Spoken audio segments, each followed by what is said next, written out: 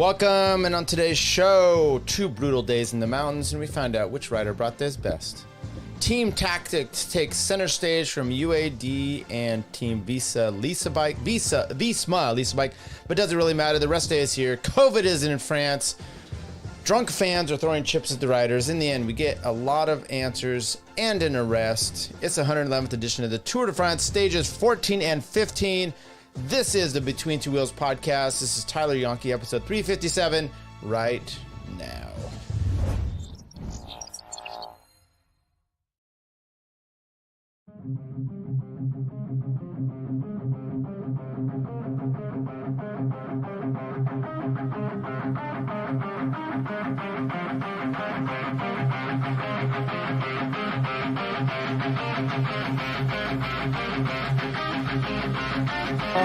Massive number of people have been upgrading. Yes, there you go. You see the graceful limb that you were talking about before. The race we've got yet again, and a victor then goes victory to an American, Andy Hampton. The felt it go by. He looks at the Colombian rider. How are you doing? Straight past Santiago Patero, and he's coming up to Pantani.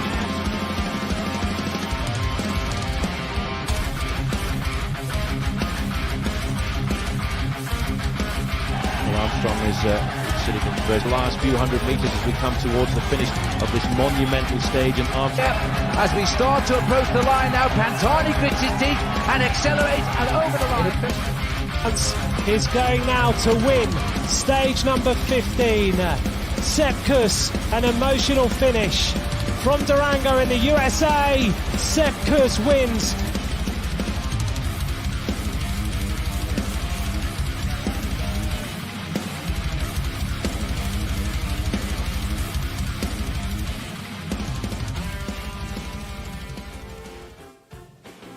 Welcome, everybody. Tyler Yonke, Between Two Wheels podcast. We're going to cover stages 14 and 15, the 2024 Tour de France. Thanks for joining. Sorry I didn't get the 14th stage done yesterday. We had family stuff going on, so it just didn't work out. However, I did see it. It was fascinating. We'll break that down. Saw stage 15 today, which was billed as the toughest, most difficult stage of the Tour. And it looked bad. I mean, it looked brutal, that it was, but I wouldn't say it's necessarily bad. Okay, let's take a look at this. This is stage 14. Maybe we'll take a look at it. There it is. Stage 14 profile, 151.9 kilometers. Not a huge, I mean, it's under 100 miles. Pau to Saint-Laury, Salon Plateau. Okay, they go over the Tourmalet, the Ansgian, and then the Plateau. Okay, and we've talked about those, all of those. Let's go to here. I got to get to the stage profile proper. Don't look at the results. You probably might already know. So here we go to the climbs. The first one is the Cat 1 Tourmalet. Pretty good size climb. Actually, it's this other Cat 1 here. Before the No, there it is. There's called the Tourmalet. About 19 kilometers, up to 2,100 meters, and it's an HC category climb, 7.4%. It just is ongoing all the way up to the top. The Ansgian is got a shot up to the top to about the first 3.5 kilometers, 4 kilometers, has a downhill, and then it pitches up again. None of this matters because no one's going to take off and then we're going to hit the Plateau. And that one is steep, flat. Actually has a kilometer of descent to it, which becomes important, and then it pitches up again and then kind of eases off. And we will break this whole thing down here for a little bit. So it depends on what did you think was going to happen, right? I mean, I predicted both days that Tadej Pogacar would win, even after seeing yesterday's stage. But let's take a look at kind of what actually took place here. See if I can remember. There was some breakaway. We had Matthew van der Poel in there. You had Arnaud de Lee. You had some other Kampenaerts in there. I'm not sure if that's Coulthard in there as well. Let me pull up my race details. Maybe that'll give me a little bit of a breakdown. Yeah, Coulthard's up there, I think. Geschke. Paulus was going up there or trying to get up the road. You had Magnus Cort, Kevin Vauquelin. And those are the results of the sprint. And I'm not really sure what Van der Poel was doing up the road, but he was going for it. Sean Quinn gets up the road with them as well. Lutsenko's up the road. And it's a nice, mighty, fine breakaway that they're having going on. Let's make sure there we go. 69.6 kilometers to go. They have about a 4-minute lead. They need much more than that coming into the final climb, which was, let's take a look at this stage profile here for the Plat Day. It was 10.6 kilometers. So they need a decent chance of that. However, you can tell that UAE was gunning for the win because they were looking to keep this thing in check. Meanwhile, EF is up there. Sean Quinn trying to do what he could. David Gadou's up there as well. He takes a little bit of it. Let's take a look at this because he goes for the KOM. And when he does so, it looks like a little shady business here with Luscano. I'm going to see if I could pull that up there. Comes around the corner. Luscano gets the first climb over him. And it's the second one that they go up over that there's an issue with David Gadou. Matthew Van Der Poel is getting kicked out with 35 kilometers to go, as is Sean Quinn. However, Lisa Bike, they're just out there. Visma Lisa Bike, they're out there chilling. What would be the case? What would happen here? We've all talked about it. Jonas isn't quite where he needs to be. Tadej is obviously where he needs to be. Pidcock is out now with COVID. Geraint Thomas has COVID, but he's not quitting. So Carlos Rodriguez is kind of, under whatever. Remco seems to be doing okay. But you're going to have this battle coming up this climb. And every time there's a situation, Jonas basically says something like, well, we go to this is what we've had with the last 2 years with Tadej Pogačar, which is we wait until the last week, maybe lose some time. And then that last week, we kind of put it to him on those harder climbs and he's had trouble. Now, he didn't have a bad day at all at the Giro. Okay. So that's obviously one issue. The second one is this is not the Tadej of old. He's looking different. He got a new coach.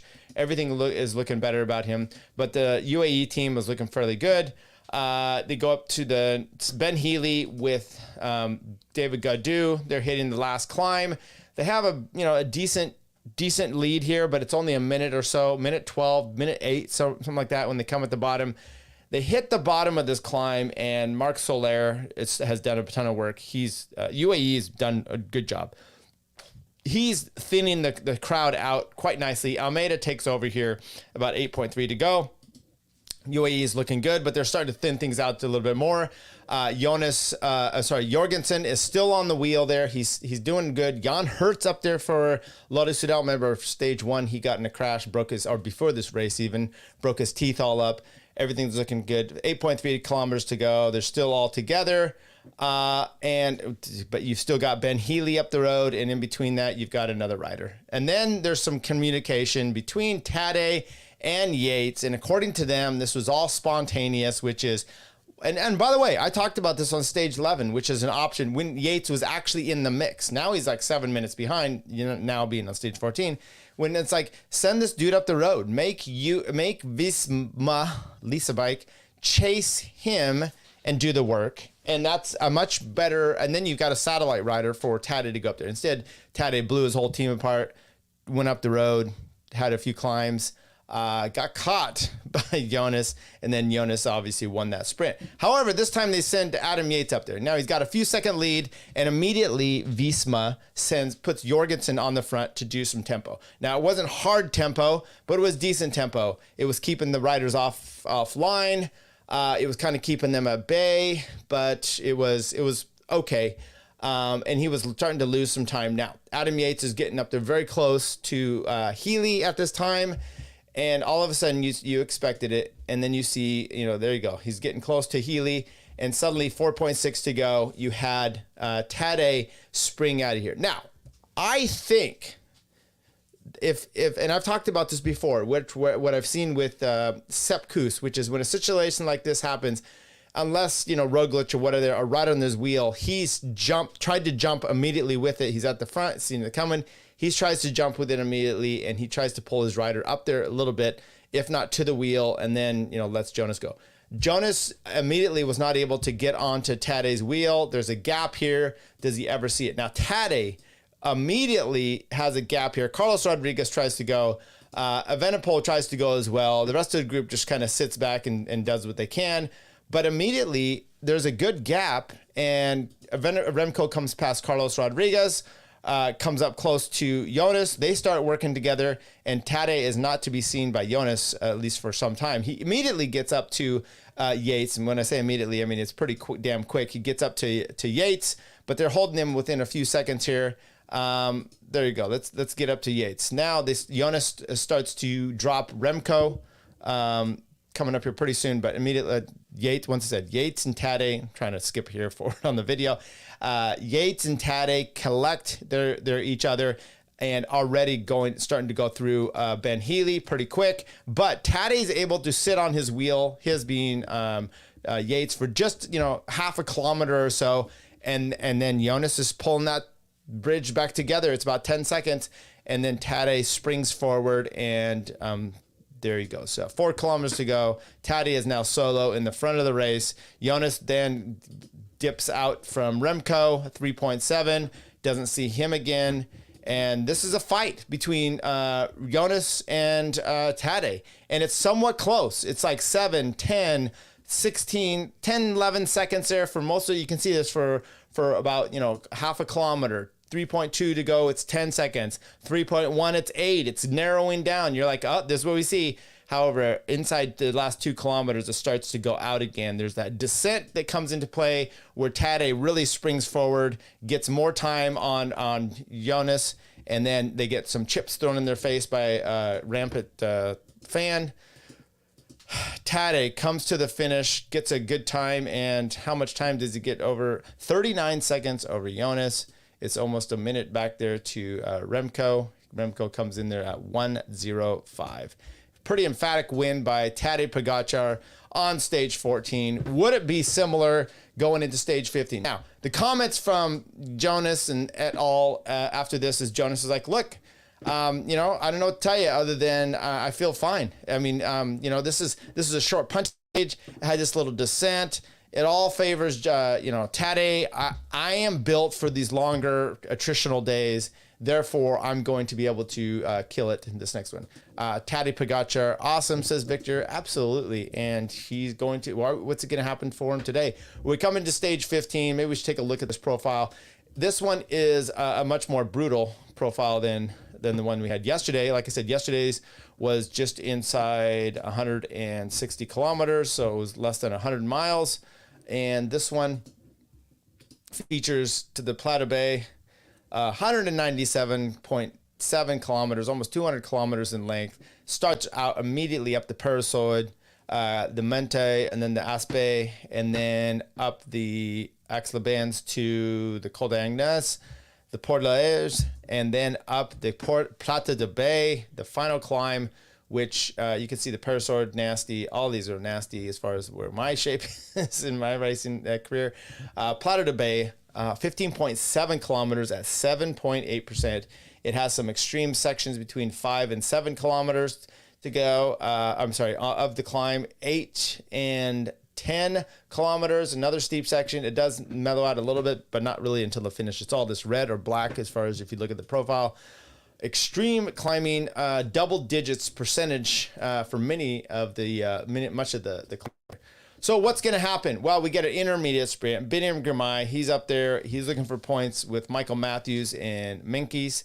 And Biniam Girmay plays a little Jesper Philipsen, and I don't know if you can see it here, and runs. There's Michael Matthews throwing his arm up.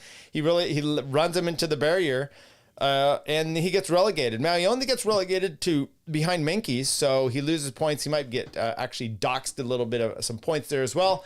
However, the team Visma V-Lab was on the front for most of the day. So you're like, okay, I see what they're doing. They're trying to make the pace nice and hard. They're really trying to drill this thing, and they want to come to the final climb and really launch Jonas up and away, doing what they've done to Tadej in years gone by, which is put him under trouble, attack him, just relentless onto the pace. He had trouble once again on stage 11. Now, he was eating a lot on the podium, so perhaps that wasn't just Jonas coming into it. Jonas had been riding well. More to the fact that might have been Tadej's one bad day. Maybe that's due to this. He got away with it in a sense that day. He looked good, and then he didn't. So Visma Lisa Bike, they're on the front here, 147 kilometers I don't know if this is Wilco Kelderman, or if it looked more like Matteo Jorgensen already being used. Meanwhile, up in the break, you get some Hansgrohe riders, Jai Hindley. This breakaway looked fantastic. Lawrence DePluce, Enric Mas, Jai Hindley, Ben Healy was up there. You also had Carapaz. I mean, you have some real World Tour winning guys in this break. And they take, now once again, it was kind of saw this with Healy yesterday, which is up and over the Tourmalet. They just didn't push it hard enough. They didn't have enough time coming into the final to really make it happen. And I saw a lot of that kind of in this break today too, where the riders just weren't cooperating. They're kind of checking each other. They were kind of attacking each other. It wasn't all about just get this breakaway up as far as possible. 23 kilometers ago, they only have 251 lead as an example. But they're coming into the Plateau Bay. They're coming down. They have the up and over the top of the penultimate climb, and then down the valley up to the final climb. And coming into that climb here, you start to have this guy. And now, look, the breakaway, I'm just going to say there were some issues there. Healy's up the road.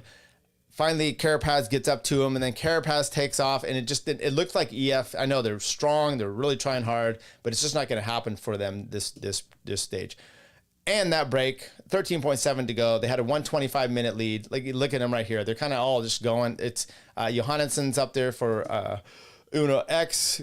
Like I said, Carapaz, he looks good, but he's got Enric Mas with him. He drops Jai Hindley and LaPluce, takes off, but it really isn't much more than that. On the day,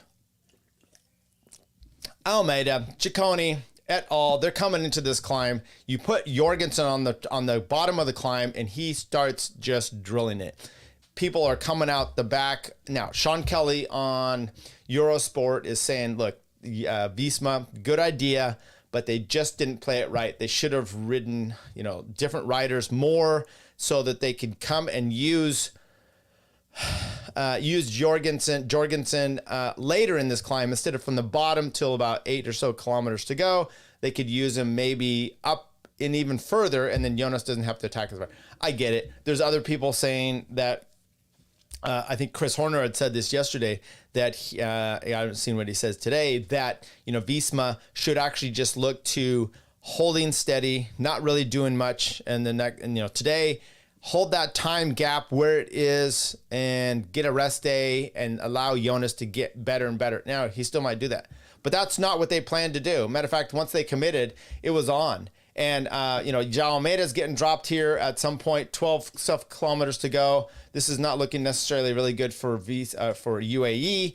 Jorgensen is still going 10.5. Remember, this thing's an 18-kilometer climb. 10.5 kilometers to go. He's still in the front. He does a bit of a sprint. And then Jonas sets out, and easily Tadej is on his wheel, but immediately they distance Remco and the rest of the riders, which was Almeida, Yates, Landa's in there, and they being these two riders. Jonas wearing the polka dot jersey as the placement holder for Tadej.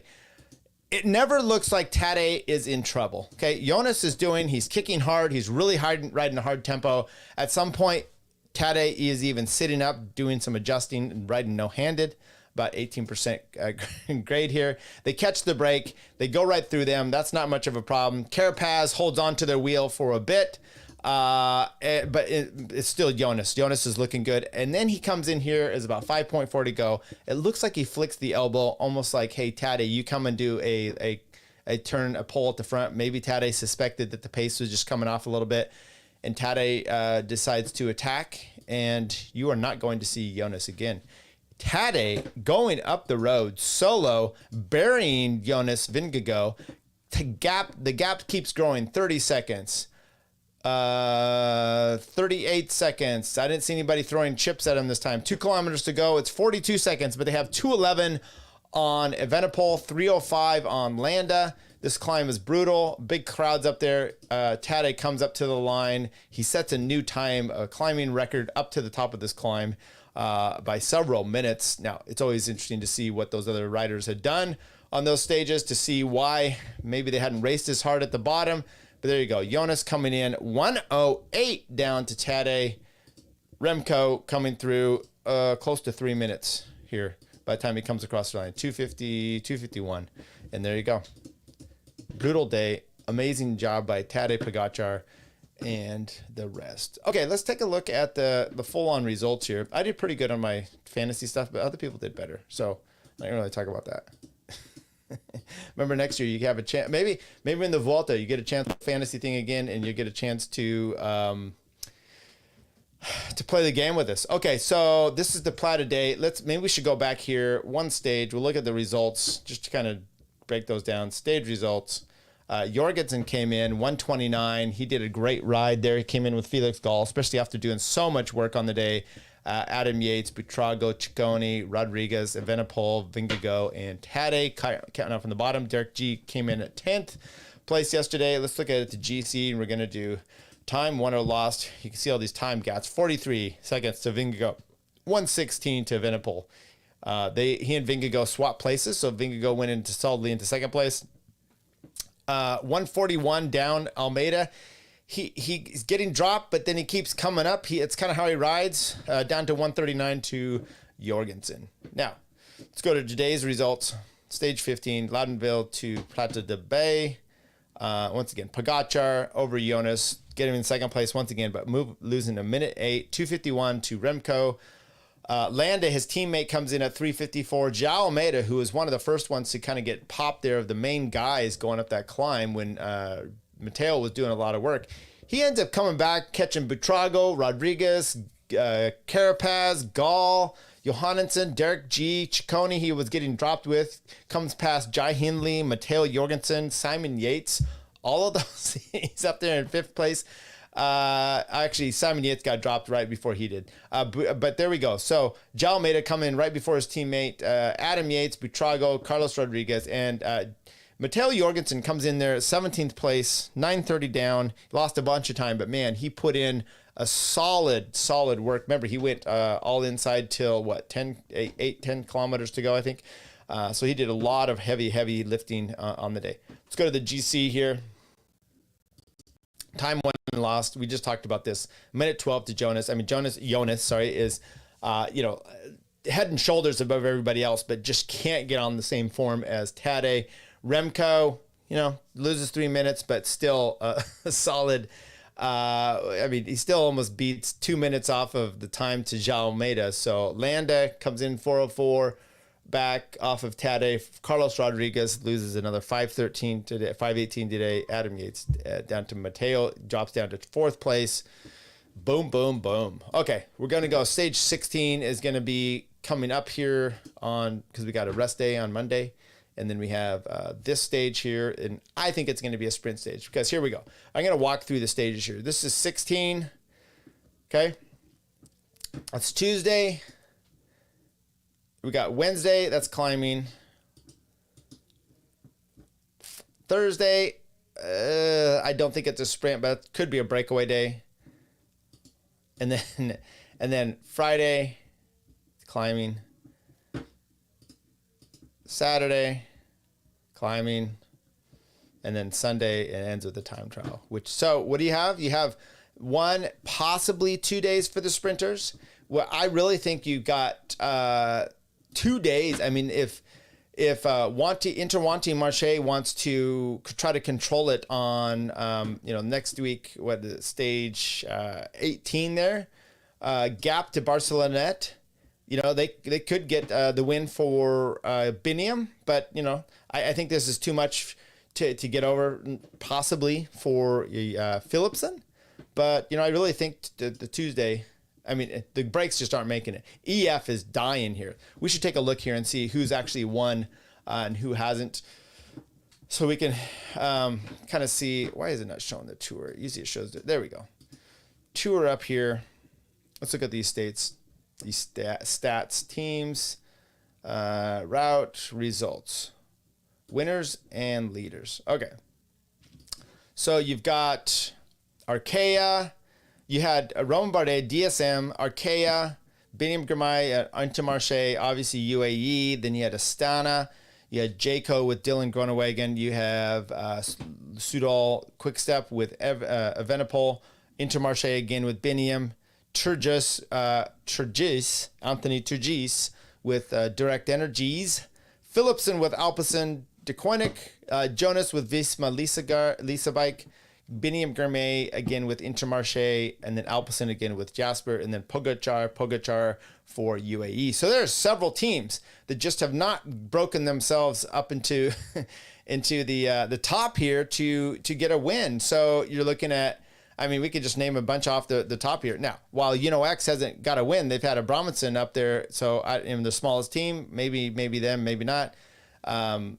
This just, maybe we look at the teams so we don't look at prize money one as well.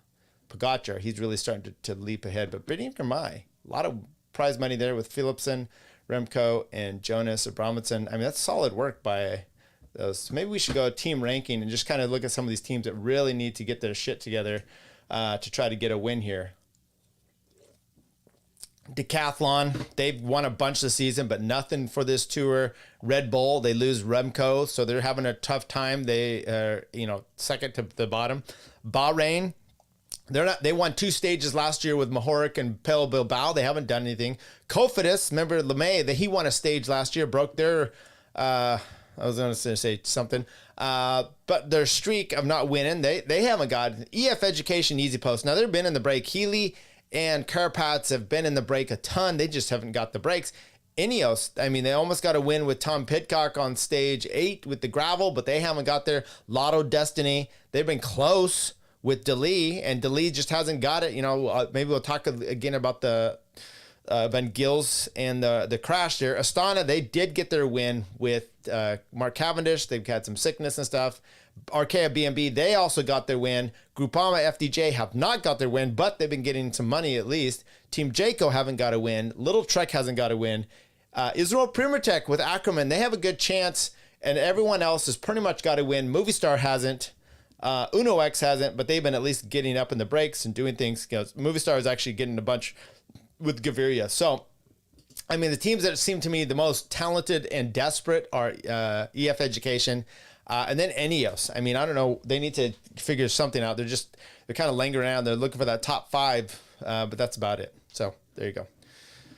Okay, that's what we have with that. I think I'll make one more comment. We talked about this last time with Van Gils and coming into Caprio, the crash where he came up and he hit a shoulder. I've seen a lot of stuff out there, and I do understand, which is this guy's flying up the outside. You can't, I mean, if you're just talking about 2 guys even going the same speed and you deviate like you did there with Caprio, you're going to get DQ'd or relegated. But if you see like Cavendish does, where he deviates big time, but there's no one on your wheel when you deviate, then it's clean, right? If someone comes up and hits you at that point, it's kind of on them. And this is difficult. If Van Gils didn't throw his shoulder as he did, and a bunch of people, Benji for Lantern Rouge, Chris Horner for the Butterfly Effect, they both are saying he's putting the shoulder to balance himself and to brace for impact. I said that exact same thing. Is that the only reason he's doing that? I don't know. Okay, it's tough to see. I see both sides of this. It looks horrific when you watch it from the front. I totally get it. When I first was watching it, and I'm like, yeah, Van Gils doing this. He didn't have to hit that guy. There's still room on the outside. But even then, it's like he does have a path here, and this guy's coming into him. What are you going to do? Okay, I get that as well. So maybe a racing incident. It seemed like to me, both of them, and Caprio the next day quit on stage 14, so he didn't finish. It seems like to me, both of them just are really not having any nutrition with it, or they're not acting like it was, they're just kind of all blaming the other side, which is a little odd in itself because it is bike racing. You don't like to see that happen, even if it is a mistake you made, even if, but it's likely wasn't a mistake you meant to make. So there you go. All right. I think that is it for tonight's show. We will have a rest day. I'm thinking of possibly doing a show tomorrow on the rest day, just real quick, just kind of like, who are the podcasts I am listening to as I get my Tour de France feel? Maybe you're listening to this one. I hope so. Maybe you're liking, subscribing. Please do so. But which ones am I doing? I'll maybe give a little breakdown of that. Spoiler alert, the move with Lance Armstrong is only marginally better with having Bradley Wiggins on there. Bradley is great, but it shows how bad that show is. That's what I want to say, so we'll talk about that a little bit. Victor says, thanks for live streaming that Between Two Wheels. Thank you, Victor, for showing up. We will see you guys tomorrow or the next day Have a good one. I hope you had a good weekend. See ya. Bye. Froome now, he goes on the offensive, he goes on the attack over the top of this final climb, and nobody at the moment can go with him. He had 75 kilometres to go, and now under the Flamme Rouge, there he is still, the virtual Maglia Rosa on the road. Who would have thought it at the start of today?